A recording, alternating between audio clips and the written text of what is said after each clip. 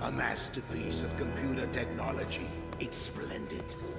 We've created the ultimate high-performance monitor cyborg.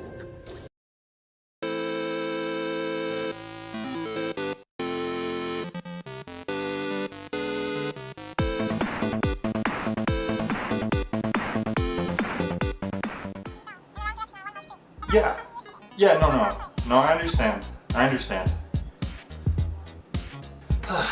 Well, I just got off the phone with my manager and he's saying that retro games aren't in right now. So I'm gonna have to make a few changes to the show, guys. First of all, this 90s style plaid jacket, it's gotta go. I can't. It's not modern enough. You know, what am I, in a grunge band? It says it's gotta go. And these novelty Pac-Man Ghost glasses, you know, the ones I've worn since the pilot episode, they just have to go. Goodbye, old friend. Perhaps most tragic of all will be my Luigi cap that I got in Season 1, Episode 3, over 20 years ago, and I've never removed it since. Things you have to do to stay current. Now, if all that wasn't bad enough, he even said that I have to review a modern game.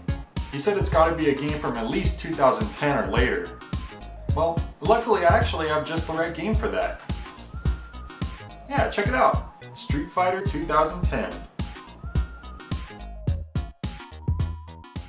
The Street Fighter series had humble beginnings with its entry title that was released for arcades in 1987. The game follows Ryu, or Ken if you're player 2, making his way through other fighters around the world in the first ever Street Fighter tournament. Here you'll see both familiar faces and characters that have yet to resurface again. Being one of the pioneers of the fighting game genre, the controls are pretty primitive and sloppy, but the base attacks and special moves are still there. Street Fighter 1 wasn't that big of a hit, especially in the US where it was given the horrible name Fighting Street. But when the sequel came out in 1991, Street Fighter 2 would become an international sensation. The story was basically the same as the first, but with a much wider selection of fighters to choose from, all hailing from different parts of the world. Most importantly, the gameplay was improved drastically and would set the standard for all fighting games to come. The series even spawned many successful sequels later on, some more successful than others. So where does Street Fighter 2010 come in? Well, believe it or not, Street Fighter 2010 wasn't just some random cheap spin-off attempting to bank off of the massive success of Street Fighter 2. It was actually a random, inexplicable spin-off vaguely based on the first game. Yeah, that's right, Street Fighter 2 technically wasn't the second Street Fighter game. So, is Street Fighter 2010 this obscure hidden gem of the series? Or is it the shameful step-headed red child that was hidden away? Let's find out. So, Street Fighter 2010. The game opens with a brief story introduction. Ken had no interest in the frontier. Then his partner Troy was killed. Someone broke into their lab, stole their invention. Whoa, what? What the hell's going on here? Who's Troy? Since when was Ken a scientist, and is it really that important to note that he had no interest in the frontier? Okay, so the story doesn't seem to match the rest of the Street Fighter series so far, but let's give it the benefit of the doubt. So to put it in a nutshell, Ken won the Street Fighter circuit 25 years ago, I guess that's canon now. Then he became a scientist, created some symbiote-like thing called cyboplasm with his partner Troy, who got killed by the space mafia, who took the cyboplasm and started spreading it around the galaxy. And now we're going from planet to planet trying to avenge Troy's death. Got it? Cool. Now let's get to the gameplay itself. Each level presents Ken with a target, which is usually a boss enemy. Sometimes you have to play through platforming segments first, and other times you're started right at the boss fight, like in the first level. The controls feel somewhat ambitious for an NES game. It almost feels like maybe a mix between Mega Man and Ninja Gaiden, but that isn't really the best description. The A button is used to jump and cling to walls, while the B button is used for your various attacks, which consist of these limited range projectiles. You can shoot a weak continuous stream of them while standing neutral on the floor or holding up, or stronger delayed ones while holding a different direction, with the down button sending them up in the air. You also have air shots, which are limited to one at a time per jump, but they do decent damage too.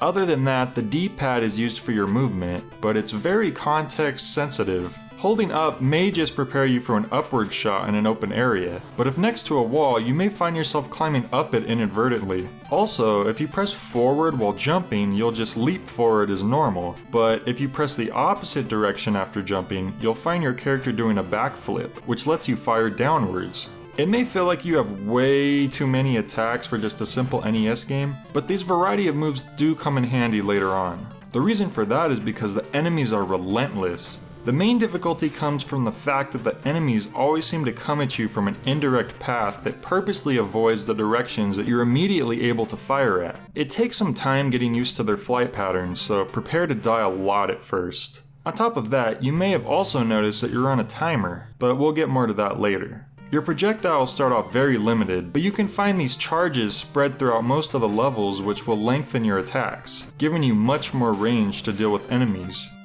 The first level is a relatively small single room area, so these aren't too hard to acquire here. Once you're able to beat the target enemy, they'll drop a portal point, pick it up, and then the exit will appear, though you also have a limited time to reach it, as if the initial timer wasn't enough to worry about. The second level makes things even more simple, with a much smaller room and just a lone enemy this time, a pink Darth Vader with a hookshot mace. Once again, you'll probably lose many lives at first, but your continues are unlimited, and you're able to keep trying until you figure out a strategy to win. After this, you're treated with your first platforming level. It's auto-scrolling, which keeps you on your toes and forces you to be quick about picking up charges and avoiding death pits. These levels tend to be considerably harder, since dying to the boss at the end means that you have to redo the entire platforming section again before getting another chance at beating him. This didn't give me too much trouble until I got to this vertically scrolling level. Since you're constantly having to climb and avoid enemies coming from just about every direction, it's really hard to avoid damage, leaving you to face the boss in a weakened state. Sometimes I would actually reach the boss unscathed, and other times I would take lots of damage. I think my main issue here is that the enemies seem to spawn almost randomly every time, which prevented me from finding a consistent safe path to the end. This is also where the level timer can be a real pain. Many times when facing the boss, I was forced to play it safe and deal little damage at a time because I had low health, but then the timer would end up killing me just as I was finishing him off. The thing that was especially annoying about this is that, like the majority of the platforming segments, it was auto-scrolling, meaning that I couldn't just reach the boss faster if I wanted to save time. I had to go by the level's pace, which left me with the same amount of time each try. In between normal levels, you sometimes have these teleporting segments, which are usually much easier in comparison. Other times, you're tasked with killing multiple specific targets in order to open the exit. Some of these aren't too hard, but later on they can get quite difficult. The enemy's odd flight patterns and random spawn points being the main reason. The bosses range from really fun and creative challenges to tedious and annoying, like this desert area where you're forced to jump to avoid attacks, but then you drop so slowly that you usually don't have time to damage the boss yourself. Meanwhile, that timer just keeps ticking down, threatening you more than the target enemy himself. I also found this water level to be particularly sadistic, for the fact that I don't think I ever recall a video game where an auto-scrolling screen goes back and forth multiple times before proceeding on like normal, sneakily tricking you into death when you don't see it coming at first. Street Fighter 2010 has what I like to call the Silver Surfer effect, where things get harder after you slip up and break a winning streak. Having power-ups makes dealing with enemies considerably easier, but you lose everything after dying once, and it's often hard to get it back, which can make subsequent attempts even harder than the first. If you're familiar with power-up focused space shooters like Life Force, then you'll know what I'm talking about. The last thing I want to mention is the final level. While there's various degrees of challenges throughout the game, nothing compares with this final stretch. Here, you're forced to deal with a boss rush comprised of 3 previously faced targets and one final boss that has not one, but 2 forms. All of this done on the same timer. This is where I was forced to master bosses that I was just barely able to get by before. Once you realize what you're asked to do here, it feels impossible at first. Just dealing with one of these bosses is a challenge in itself. Eventually though, you start getting better. The first boss gets mastered so that you're able to attempt the second boss more often. Then eventually you master that second boss too. I must admit though that no matter how many tries I had, I just could not master the third fight, where you're forced to fight these two floating Pokemon looking creatures. Their attacks spawn from the ground at different heights and are almost impossible to predict since they both attack at the same time. No matter what strategy I used or how well I did leading up to them, their team up was just too much for me. I was able to finally beat them after reaching them with perfect health and playing it super safe, but then look at the timer. You're left with no time to beat the final boss, no matter how fast and reckless you are. Really? I went through all that, and a timer's what killed me? Whew. Oh boy.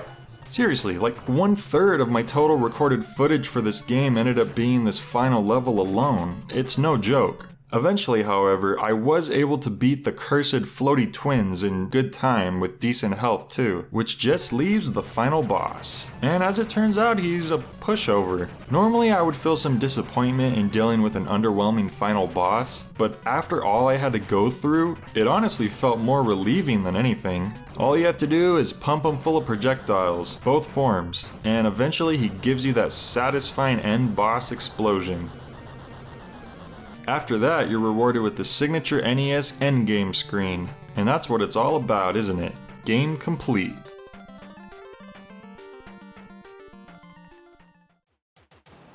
Okay, that was Street Fighter 2010. I think the whole game can kind of be wrapped up in one sentence. This isn't a Street Fighter game, but is it bad? Nah, I don't think so. In fact, I think it's actually pretty good. Sure, the controls can get some getting used to, the inconsistent enemy patterns could be a real pain, and the game can feel downright unfair at times. But the game plays well for the most part, and the challenges feel very satisfying to complete. Well, that's my last game of the year, with hopefully more coming very soon. I hope you guys had a great 2018 and an even better year coming forward. See you all in 2019.